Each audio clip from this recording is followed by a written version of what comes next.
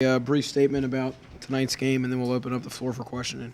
Well, we took a whooping, that's for sure. I didn't think we played very well, and they played exceptionally well, in my opinion. Played their pace was probably the biggest factor in the ball game. Their pressure bothered us tonight. We only had 14 turnovers, which is a lot for our ball club. It's not an enormous amount in a ball game, but I bet you all 14 led to a dunk or a wide open three. It was the price we paid for those turnovers. It was so difficult tonight. Questions for Coach Shaver? You said you played their pace. What was it that kind of made that dictate the game to you guys? Well, full court pressure and their speed, their athleticism, I'm not concerned about quick shots when they're good shots, but they got us out of our offense a little bit more tonight than we would like to have played. Tony, is that one of those kind of things where, they say you can't see speed on film? I mean, they were just intensely on you guys from the get-go. Is that kind of like, wow, that's not fair, we just got out here, Yeah, it isn't fair, yeah. I've said it before, but it's not something you can duplicate in practice. You just can't. We know how they press, we know where they're going to trap, but you can't duplicate that type of speed in a practice environment. So you have to face it, in a game. And we've handled it all year long. Believe me, we've seen pressure from Connecticut, right on through, and been very good against it. And as good as they were, and they were outstanding, in my opinion. We missed so many first half shots that we are capable of making and usually do make. I mean, David Schneider missed 3 layups, 2 in 1 possession, wide open threes. Quinn McDowell was 1 for 9 tonight, 0 for 5, tremendous shooter. Got good shots tonight. So we're capable of playing better, but I'll give them credit for making us play the way we did tonight. Tony, in addition to their press, it seemed like their man was really aggressive and tight, and they rubbed off a lot of screens. How did that affect your three-point shooting? Well, it affected us. I mean, there's no question about it. I mean, I thought it was a combination of us missing shots that were makeable, and we usually make, but there were certainly possessions where they made us take shots we don't want to take, as well.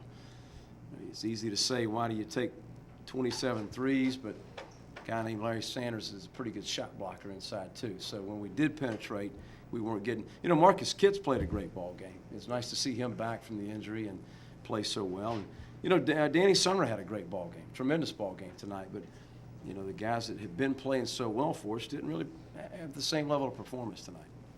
It looked like they were able to get y'all in kind of a frenetic pace all game, which I know that's not terrible for you all, but it's probably not what you wanted. Well, we just talked about that actually. It was their pace, and again, we don't mind playing fast. I mean, we're the second leading scoring team in the conference, so we don't mind, quick pace. But I do think they took us out of our offensive flow a little bit tonight.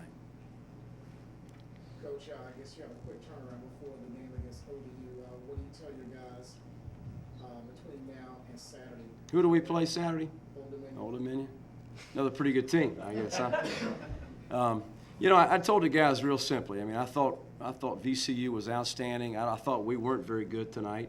But the one thing I'll guarantee is these guys will respond. We've had a great locker room all year long. We'll have probably our best practice of the year tomorrow, and we'll respond. I don't have any doubts about that. We've lived on great execution all year long, and our execution wasn't at the same level tonight. Big part of that was probably their pressure too, though. Any more questions for Coach? Tony, Larry Sanders, obviously tough inside, obviously tough on defense. Is he even tougher when he starts hitting those little 8 to 12-foot jump shots? He's a pretty good player. I mean, he's, I really thought inside, in the post area, we did a pretty good job on him. But he stepped out making those 12 and 15-foot shots. Another big difference in that ball game today was the kid's scheme. I thought he had more than 7 points. But at one point, when we cut it to 2, I think he must have scored 5 or 6 straight points. He really is a nice addition to their ball club, I think. And they shot it very well. They shoot it that well. They're going to be difficult to beat. Somebody told you that you would have 17 offensive rebounds and out-rebound VCU by 5. You probably would think that it would be a much closer game. Well, I don't want to out-rebound anybody again. The 17 offensive rebounds shows great effort, but it also shows a lot of missed shots.